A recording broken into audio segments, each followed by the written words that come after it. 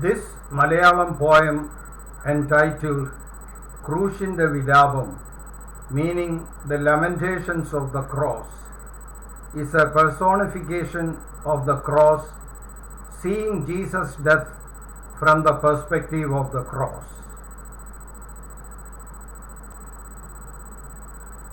സഹസ്രാബ്ദങ്ങൾക്കു മുമ്പുള്ള കാലത്ത് മരണശിക്ഷയ്ക്കു വിധിക്കപ്പെടുന്ന കുറ്റവാളികളെ തൂക്കിലേറ്റുന്നതായി ക്രൂശെന്ന മരമാം എൻ്റെ നിയോഗം.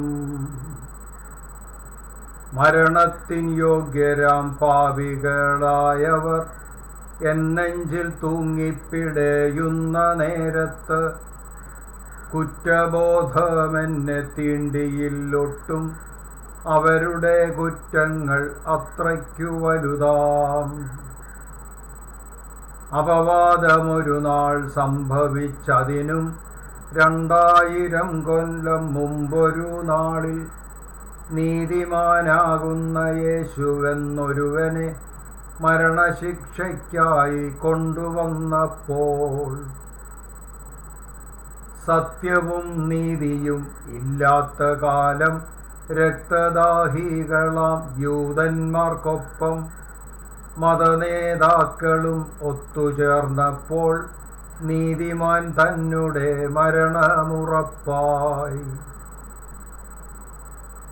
എന്തുകൊണ്ടെൻ മനം തേങ്ങി, ഇവനെന്തു കുറ്റം ചെയ്തെന്നു ചൊല്ലൂ. കുറ്റം ചെയ്യാത്തൊരു നീതിമാനിവനെ എങ്ങനെ നെഞ്ചിലങ്ങേറ്റി വധിക്കും? മഴമഞ്ഞാൽ അവനെന്നെ പോറ്റിപ്പുലർത്തി ജീവജലം നൽകി ദാഹിക്കുന്നോർക്കും. 5 അപ്പത്തിൽ നിന്നും 5000 പേർക്ക് മൃഷ്ടാന്നമായവൻ ഭോജനം നൽകി.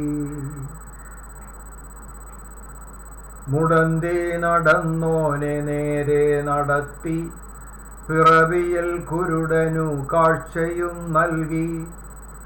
അനവധി രോഗികൾ സൗഖ്യം പ്രാപിച്ചു, മരണം പൂണ്ടോർക്കും പുതുജീവൻ നൽകി. പാപങ്ങളോടവൻ കരുണ കാണിച്ചു, അനുകമ്പ കാണിച്ചു പാപികളോടും. മതനേതാക്കൾ തൻ കൊള്ളരുതായ്മകൾ തുറന്നു കാണിച്ചവൻ മരണവും നേടി. നീതിമാനായവൻ മരണശിക്ഷയ്ക്കായി എൻ്റെ ഭാരം സർവമേറ്റു നടന്നു. കാൽവറി മലയുടെ മുകളിൽ കയറി എന്നുടെ നെഞ്ചിലായി ആണിയിൽ തൂങ്ങി. കുറ്റവാളികളാമിരുവരെ കൂടെ ക്രൂശിച്ചവർ തൻ്റെ 2 വശങ്ങളിൽ. അങ്ങനെ തൂങ്ങിക്കിടക്കുമ്പോഴും അവൻ അർത്ഥിച്ചു ശത്രുക്കളോടും ക്ഷമിക്കുവാൻ. എൻ്റെ ചങ്കൊന്നു പിടഞ്ഞതു കേട്ടപ്പോൾ എന്തുകൊണ്ടീ ഗതി വന്നു ഭവിച്ചന്മേൽ? സൂക്ഷിച്ചു നോക്കി ഞാൻ ആ മുഖത്തെ കൊന്നു, കണ്ടു ഞാൻ നന്മയും കരുണയും സ്നേഹവും. ഒരു കാര്യമെന്നിൽ ബോധ്യമായെന്ന്, ദൈവപുത്രൻ താനിവനെന്നു നൂനം. ലോകത്തിൻ പാപത്തെ സ്വയമേ വഹിച്ച് ലോകർക്കു പകരമായി മരണവുമേറ്റു.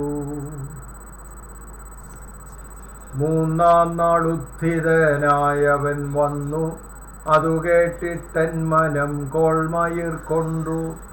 ക്രൂശിനെ ശാപമായി കണ്ടവർ പിന്നെ അനുഗ്രഹമായവർ കണ്ടു തുടങ്ങി.